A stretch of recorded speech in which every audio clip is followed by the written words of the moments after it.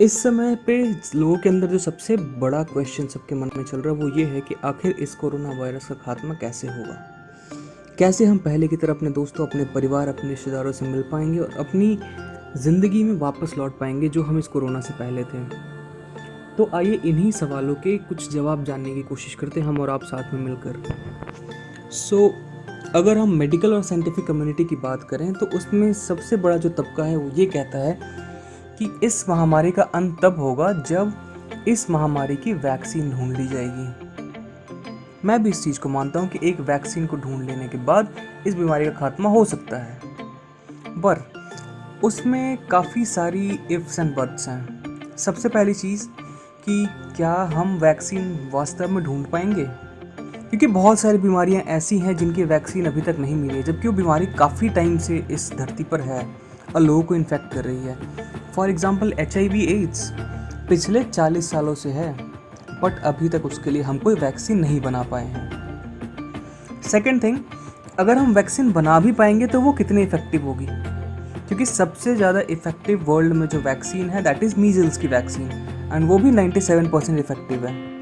बाकी जो वैक्सीन होंगी वो एटलीस्ट इससे कम ही इफेक्टिव होती हैं। सो हम जो कोरोना वायरस की वैक्सीन बनाएंगे वो किस रेंज में इफेक्टिव होगी और क्या उसके कितने साइड इफ़ेक्ट्स आएंगे वो तो एक लंबे टेस्टिंग के बाद ही पता चलता है, इसीलिए वैक्सीन बनाने में काफ़ी समय लगता है। तीसरा सवाल वैक्सीन से रिलेटेड, जैसा कि हम जानते हैं कि कोरोना वायरस अपना मॉलिक्यूलर स्ट्रक्चर चेंज कर रहा है। सो हम एक पर्टिकुलर मॉलिक्यूलर स्ट्रक्चर को लेकर वैक्सीन बनाते हैं।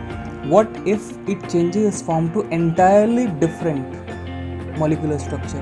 तो उस केस में हमारी वैक्सीन कुछ नहीं कर पाएगी और हम फिर घूमकर वहीं पहुंच जाएंगे जहां से हमने शुरुआत करी थी। सो ये सारे कुछ ऐसे पॉइंट्स हैं जो मन में रखने वाले हैं।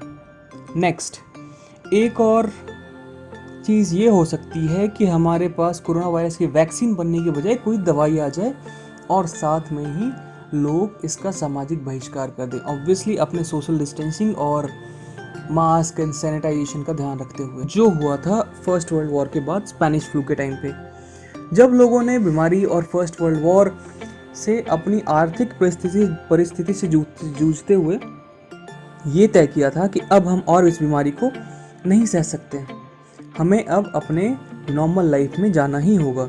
सो लोगों ने इसका बहिष्कार किया। ऑब्वियसली बहुत लोग इन्फेक्ट हुए, बहुत लोगों की जान गई, बट फॉर्चुनेटली उस टाइम पर कुछ दवाइयाँ ऐसी आई जिससे लोगों का फ़ायदा हुआ और ये बीमारी ख़त्म हो गई। अब एक तीसरी पॉसिबिलिटी ये बनती है कि क्योंकि कोरोना वायरस या कोविड-19 सार्स और मर्स फैमिली का वायरस है, सो इस फैमिली के वायरस की अगर हिस्ट्री देखें तो ये अपने आप एक समय के बाद ख़त्म हो गए थे।